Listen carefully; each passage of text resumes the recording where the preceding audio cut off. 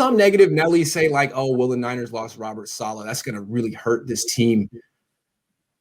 I don't see it. I never liked Robert Saleh. I always thought he was super overrated. Like, what did he do other than coach the best defense in the league? I mean, anyone can do it. It was the players, right? It was the players. Well, I do think that people thought about Saleh that he is great just because Kyle Shanahan and his offense made him look great.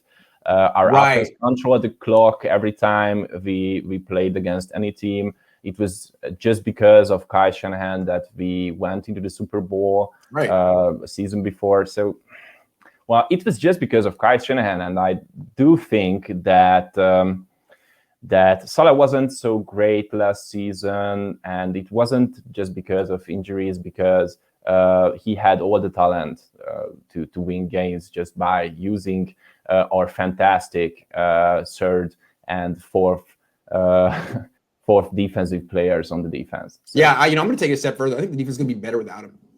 This guy, D'Amico Ryans, I love the way that he stands there on the sideline. I can tell by how he stood during games on the sideline that he's going to be way better than Robert Saleh. I just got to feel. I've been in his presence. He's got an amazing presence. He just got that aura. His aura is actually gold. It's gold, and sometimes it's red at the same time. So I feel like he's just perfect for the job, and that's how I judge by auras. So I think that D'Amico Ryans is actually going to take this defense to. No one wants to say that the defense is going to be better without Robert Saleh. How about that? How come no one wants to say that, Botond?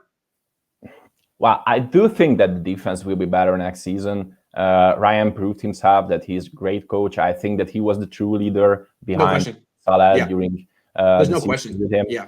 And I do think that the re-signing of Tart and other veteran defensive players are just making this team way better. I do think that that Tart is being a tough guy. He can be the leader of this team next season. I do think that he will lead us to the Super Bowl just because he's going to play in every game. That one got me. I was keeping it together. But yeah, it just seems to me that he's going to be the embodiment of the 49ers' newfound durability.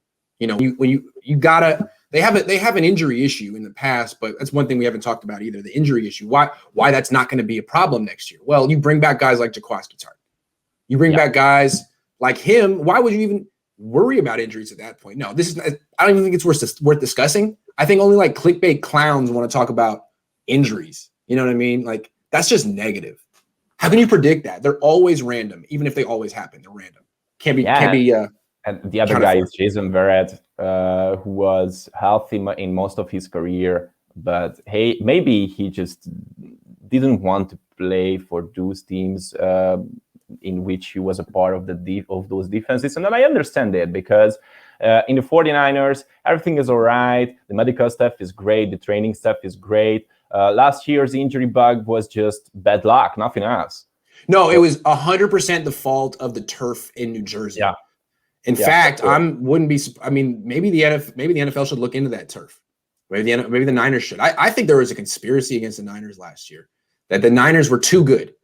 Yeah. And they somehow were led astray in terms of what cleats to wear in MetLife. They all got the wrong information, and that's why they weren't good. But this year they don't have to play in MetLife, so they're going to be the best team. Yeah. I think that's clear. Really, the only thing that ever shut them down is MetLife Stadium.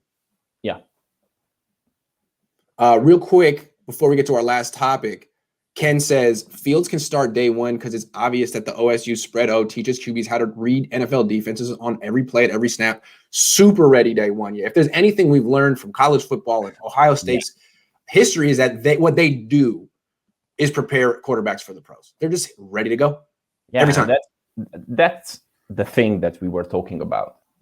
I do think that every available quarterbacks on the third pick are just day one starters. They don't need a training camp. They don't need OTAs. They have to be starters. A lot of people talk about 1983 as being the greatest year ever for quarterbacks. That's when John Elway, Dan Marino, Jim Kelly, all these guys came out that year. Well, I think this year's better. I mean, I think every quarterback who's going to get drafted in round 1 is a future Hall of Famer with no questions. So, I mean, the Niners can't lose here.